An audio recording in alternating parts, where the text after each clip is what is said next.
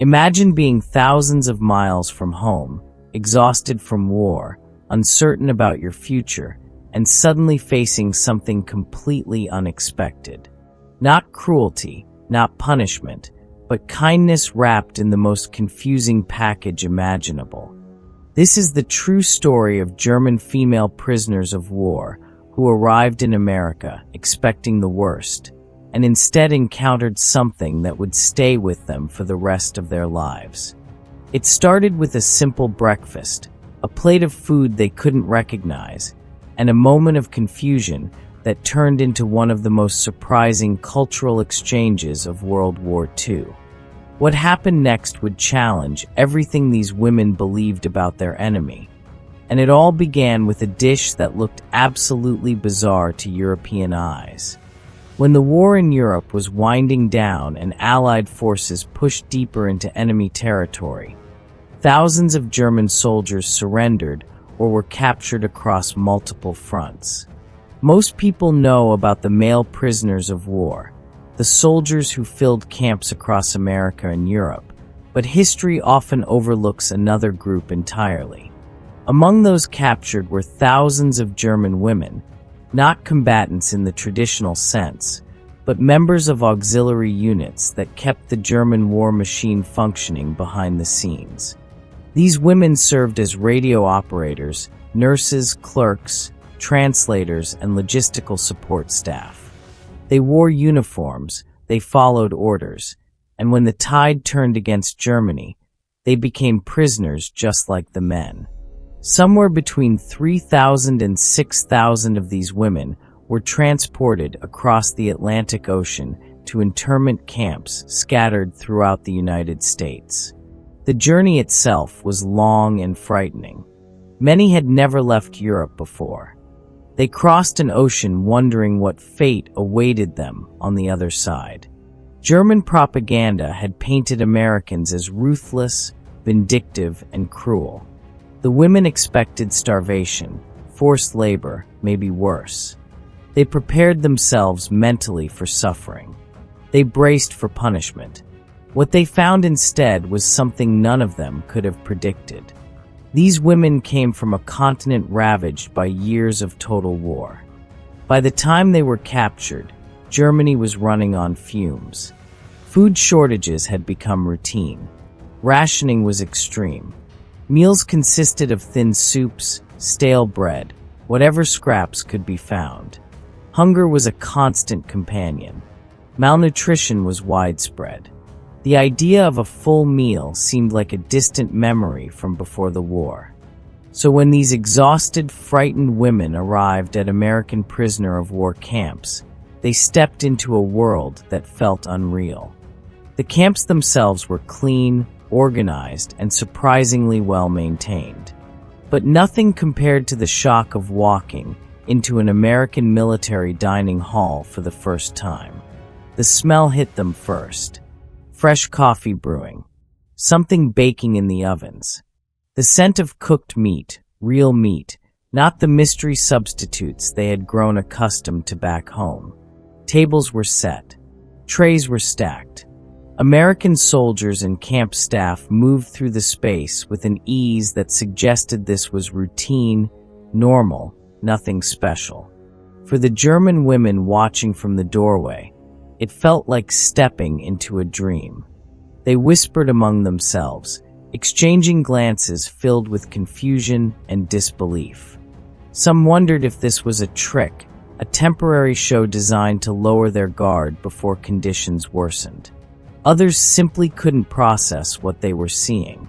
This was a prisoner of war camp. They were the enemy. Why was there so much food?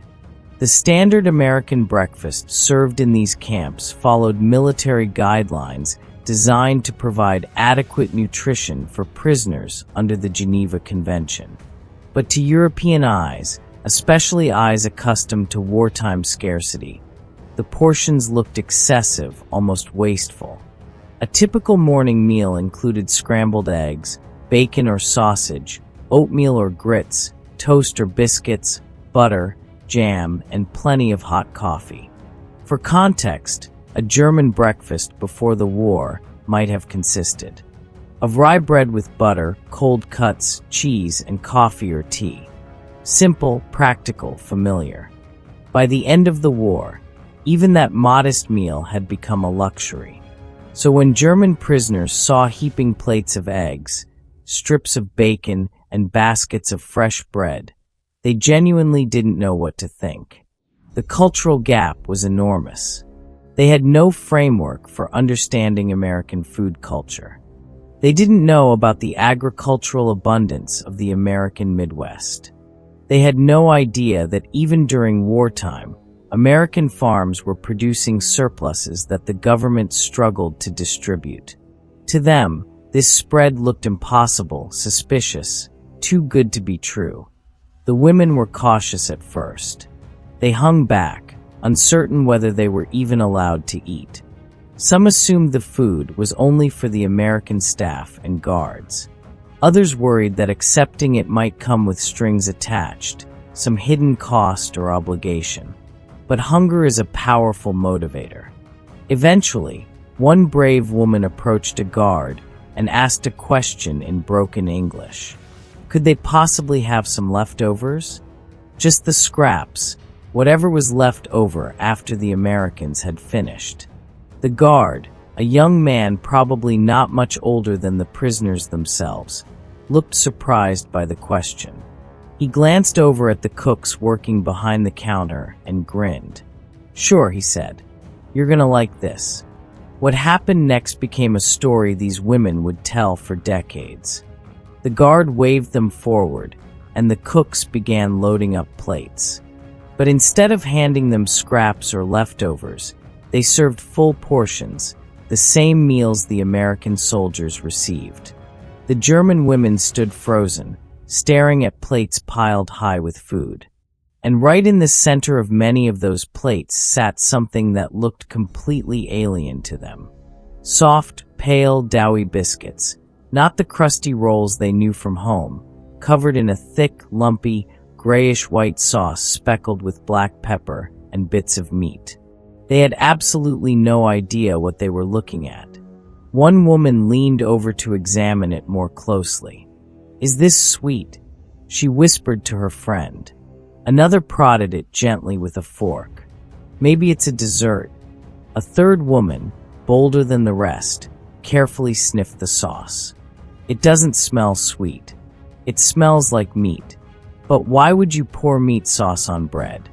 This was biscuits and gravy, a staple of American Southern cuisine and a beloved comfort food across the United States.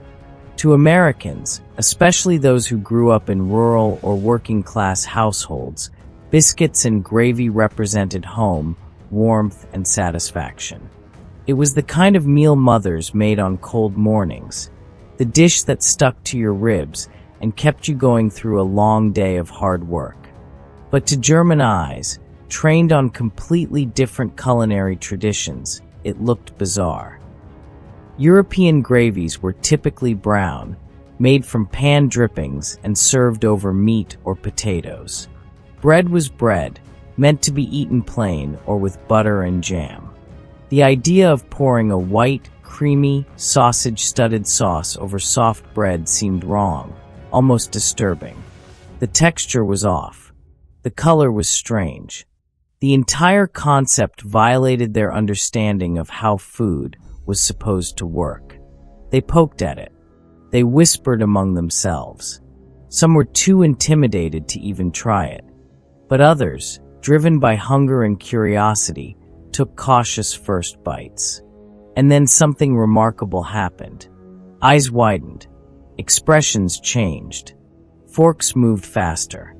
Within minutes, plates that had been approached with suspicion were scraped completely clean. The women looked at each other in amazement. This strange, unappetizing-looking dish was actually delicious. The gravy was rich and savory, full of real sausage flavor, a taste many of them hadn't experienced in years. The biscuits were soft and buttery, completely different from the dense, crusty bread they knew, but wonderfully filling. Together, the combination was warm, comforting, and surprisingly satisfying. Some of the women, emboldened by the experience, shyly approached the cooks again. "Excuse us," one of them said hesitantly. "Could we possibly have a little more?" The American cooks, who had been watching this entire exchange with amusement and maybe a bit of pride, grinned and loaded up second helpings without hesitation. For these German women, this moment represented something profound. It wasn't just about the food, although the food certainly mattered to people who had been hungry for so long. It was about the sudden realization that their captors were not the monsters they had been taught to fear. The Americans were feeding them. They were feeding them well. They were even giving them seconds. This contradicted everything German propaganda had told them. It challenged their understanding of who the enemy was supposed to be. And it happened over something as simple and ordinary as breakfast. In the weeks and months that followed, biscuits and gravy became a running joke among the German prisoners. Some grew to love it. Others never quite understood the appeal but ate it anyway because it was filling and available.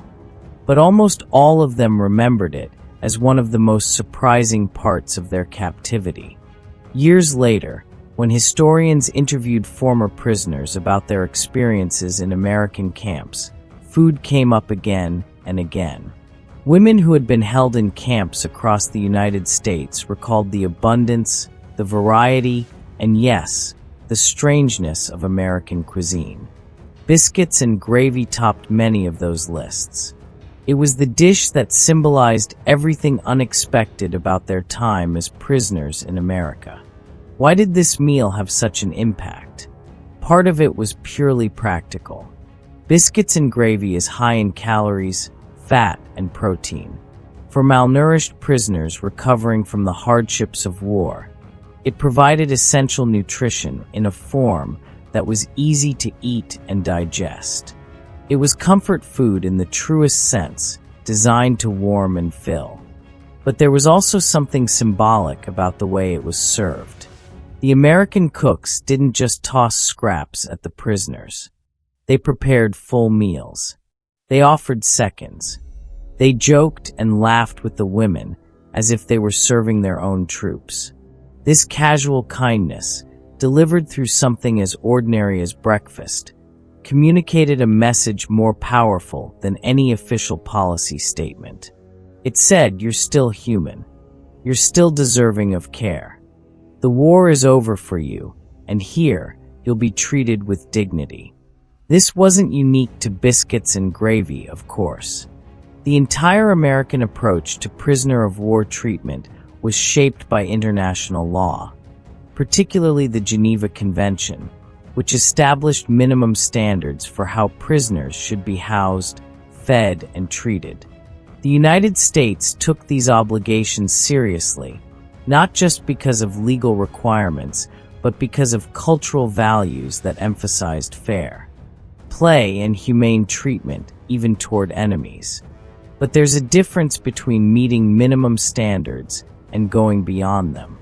The American camps didn't just provide adequate nutrition. They provided variety, abundance, and even small luxuries like coffee and dessert. Guards didn't just tolerate prisoners. They often chatted with them, shared cigarettes, talked about families back home. This atmosphere of relative normalcy, where former enemies could sit across from each other over breakfast and exchange awkward jokes about strange food, was itself a form of cultural diplomacy. For the German women, many of whom were young and had been swept up in events far beyond their control, this experience became a turning point. It didn't erase the war. It didn't undo the suffering or the losses. But it did plant a seed of understanding that the world was more complicated than propaganda had suggested. The Americans weren't demons. They were people. Flawed, strange, with bizarre food preferences, but fundamentally decent people who believed in rules and treating others fairly. Some of these women stayed in contact with Americans they met during their captivity.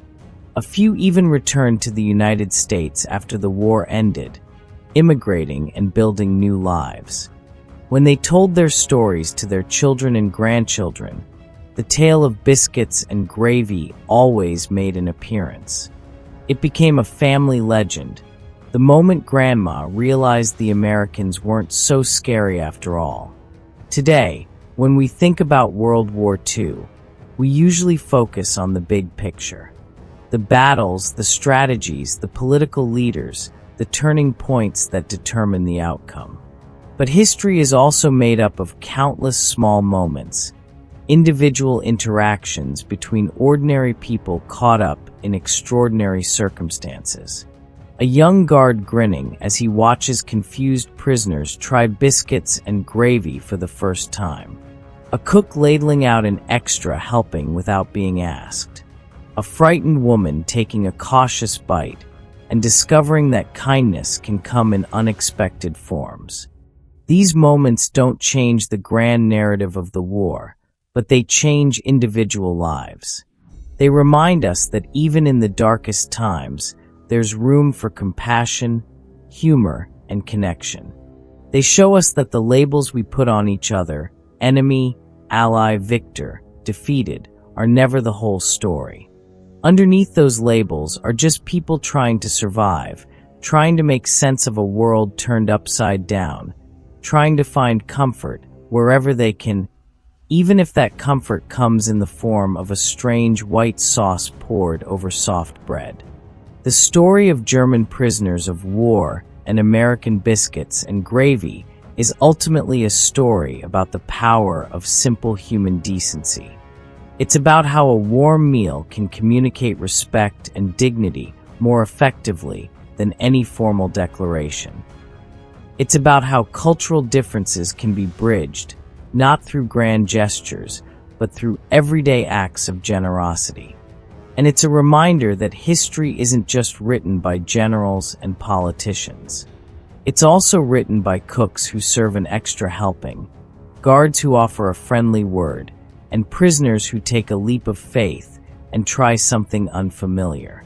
These are the stories that deserve to be told and remembered, because they reveal something essential about who we are and who we can choose to be, even when everything around us says we should be enemies.